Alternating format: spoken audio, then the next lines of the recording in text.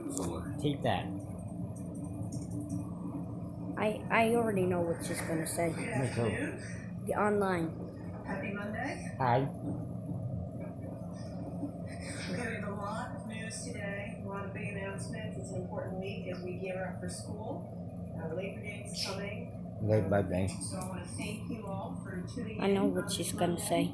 And I also want to remind you that this week we're going to have a press conference every single day at 1 o'clock. Today will be the usual longer press conference. I have a lot to cover.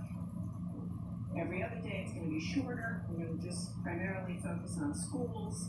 But every day this week, 1 o'clock, press conference related to coronavirus in the state of Rhode Might Island. not hear yet. I will say today it is primarily good news. Yeah, Spent a back lot of and go. time in the past couple of days cranking through the data, reviewing all the information. Is she we gonna have, say learning back in these school? investigations, doing a Maybe. refresh on the data, and in general, it's a good news story. We're not out of the woods. Coronavirus is with us. Sadly, we still lose people every day. But I come before you today with a sense of confidence that the steps we've taken and the systems we've put in place to protect the people of Rhode Island, by and large, are working, and we are continuing to operate safely, learning to live with the I thought that coronavirus. might make fun. To that point, we begin as we always do. Me too. As we've done every day, and let's look at the data. And I'd ask you please to put the data up on the screen. Yesterday, we had 46 new cases. That's not Very bad. good. Low No, number. that Very low. sadly, and yet another 2 deaths. That I low want for to me. highlight a few things. What's particularly noteworthy One is that here our about percent schools. positive rate continues to be among the lowest that we've seen. Now it's at about 1.2%. 1.2%. The reason I'm focusing on that is because we are now starting to test more than ever. We had a day last week where we tested over 9,500 people. Oops. 9,500 people.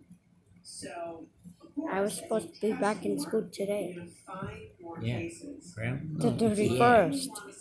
Is Catholic kids in school today? And 1.2% is an excellent place to be. St. Pat opened that. Over this past week, we've done more testing than ever because we had our biggest testing week with more than 45,000 tests completed in the past 7 days. And in that 7 days, we saw percent positives some days below 1%. So for me, managing this, trying to keep everybody safe, knowing that nothing's perfect and everything's difficult right now, this should give you confidence that here in Rhode Island, we're doing about as well as you can be doing, as well as any state in America. Testing 45,000 people in a week, that's among the highest testing rates in America, with a test positive of about 1%, is a stable place to be. And I hope gives you some confidence and some relief. I know this so It gives we're me so confidence, anxious. doesn't it? To put the Give you testing in any- perspective, because Mhm. just throwing numbers at you isn't that helpful. Per Mhm. capita, on a per person basis, we're running twice as many tests in Huh? Massachusetts. So tight. We're testing twice as much as Massachusetts, and 50% Why, you wanna hear more this? than Yeah. Connecticut. So that, and that's what we want to do. Every expert that you talk to, the work around the world, in any country, any public health expert will tell you the key to protecting folks is more testing and strategic testing. Testing in urban areas, testing on college campuses, testing with folks who work and live in densely populated areas, and that's what we are doing. Now, I should also say that the testing number is going to continue to increase.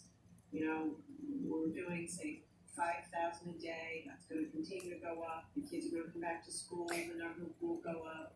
College students are coming back. As we test more and more, the numbers will go up.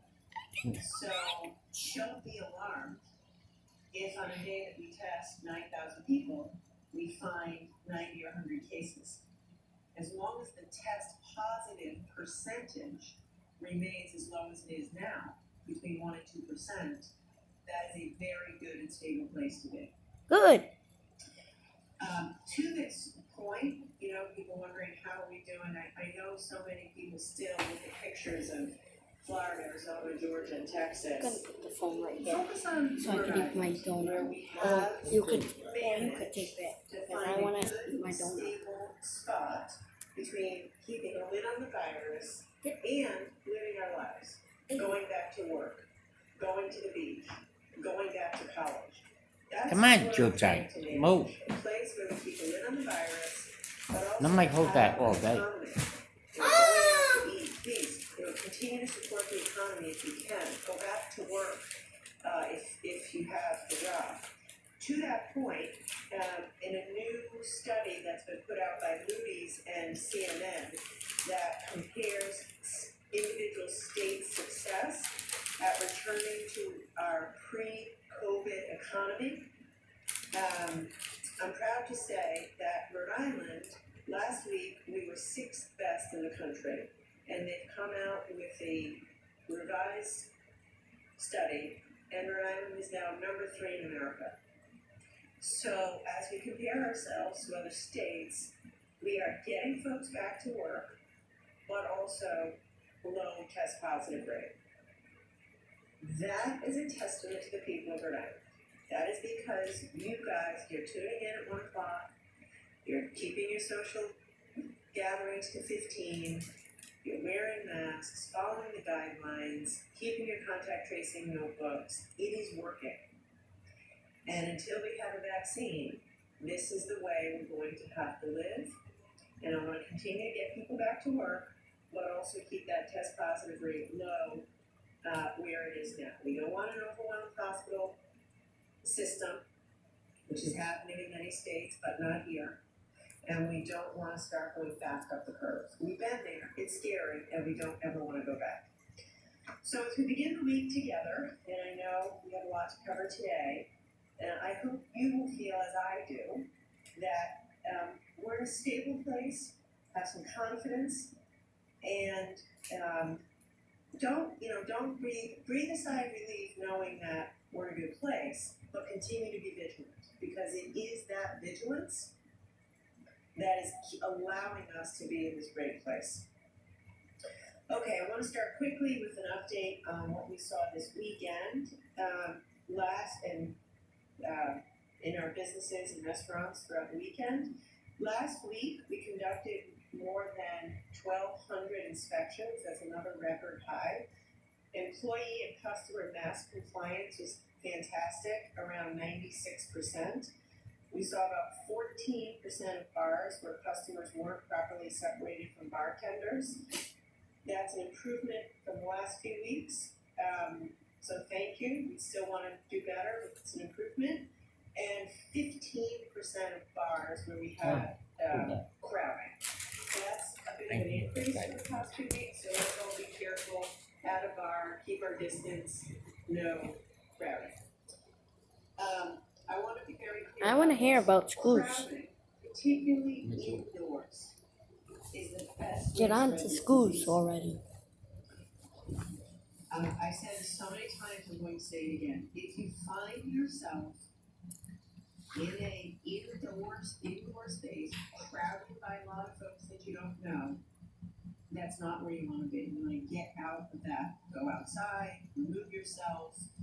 But if you're in line at the grocery store, in line at a retail shop, in line wherever, try to keep your distance and don't allow yourself to be inside in a crowd. The other thing that we do have to try better on is screening. We saw 17% of businesses still not Does your screening phone work? everyone who enters Your for phone? symptoms. Your new phone? That is a problem. Is it? We know that folks who have symptoms Have you gotten any colds? It doesn't have to be a temperature check. A temperature check is great. It could be simple checklist, stopping everybody, every employee, every customer, everyone who comes in, making sure no one who has symptoms comes into your business. So for the 80% of you who My are doing phone that, day thank home. you. For the nearly 20% of you who aren't, I'd ask you to try a little harder. Symptom checking and tracking is so simple, and it's one of the most powerful things we can do to keep the virus down. Okay, this weekend is Labor Day. It's an important time. It's a special time in New England, kind of the unofficial end of summer. I want everybody to have a good time on Labor Day. But if you take nothing away from this press conference, please be careful not to crowd in big social gatherings on Labor Day. I'd like you to put a slide up, please. We know for a fact that holidays cause people to gather in a party, which 3-4 weeks from then leads to increased cases. In Texas, for instance, they saw a big spike about a month after Memorial Day. Big Memorial Day celebrations led to a big spike. Similar thing happened here around the 4th of July. And that's what the data shows. The slide in front of you gives a clear picture about the change in trajectory that we saw following the 4th of July. In late June, we had days with new cases in the 20s and the 30s. But then in mid-July, we started to see increases again. Instead of continuing to have new daily case numbers in the 20s and 30s, we got to the 70s, 80s, 90s, a few days over 100. Before eventually coming down again these past few weeks. Why did this happen? There's a lot of reasons this happened. But we know clearly, and if the data is right in front of you, there's a correlation between 4th of July. I want to hear about schools. What happened with that? We saw cases starting in the middle of July, Heard get there. which we trace back to 4th of July parties. People had parties, barbecues, pool parties, backyard events. And when you're with your family, when you're with your friends, maybe when there's drinking, when it's a party, we're just more relaxed. We might not wear a mask. We might gather. We might sit down next to somebody we don't know for a longer period of time. So, That's why I sit by myself in church. A few weeks ago, when new hospitalizations I sit by myself in church when I go to Blessed Sacrament. Good. That's why I sit by myself. You'd sit by myself? But I sit with you when I'm at St. Patrick's because I know you. You're with me every day. So it's clear. Except when they read sometime. It's not just for Ireland, it's all over the country, it's all over the world. When we gather together in bigger crowds, cases go up, hospitalizations go up. Shut up! I want to hear about schools. Monday, make your plans for next Labor Day, and just follow the rules. Just follow the rules. If you are having a social gathering, 15 is the limit. Not 20, not 25, it's 15. And we're enforcing it. And there's a steep fine for each person at a party over the 15 limit. It's also the case that, and I think the doctor may talk about this, as we've extensively gone through all of our I want to know about. She said she was going to talk about schools today, Yeah. and she hasn't yet. So far, no. Her life. Yeah, she's talking about everything else except for schools. That's when you see cases increase. Main thing. So, Church. Follow the rules this weekend. Be responsible. Main Stay thing, go. outside. Wear your mask. Yeah, Keep 6 feet I want to hear about schools. Who cares about church? Who cares about anything else but schools? I'm only kidding. Keep your I want to hear about schools. Keep your social gatherings to 15 and keep your network small. 15 people. This is a very critical time right now. We want to get the kids back to school. Yeah. I know a lot of businesses are planning around, mid-September, early October, let folks go back to work. A lot of college students coming back. we have to really now keep the stability. Labor Day is a big deal. It's a 3-day weekend. It's a time to party. Enjoy yourselves. Go out for dinner. Eat outside. Hey, Mommy's gonna be out Please on Monday. follow the rules. It's Labor Day Monday. Speaking of outside, this one of the, we know that one of the best ways we can celebrate safely I on may Labor be Day home. or frankly any time is to go outside. Go outside.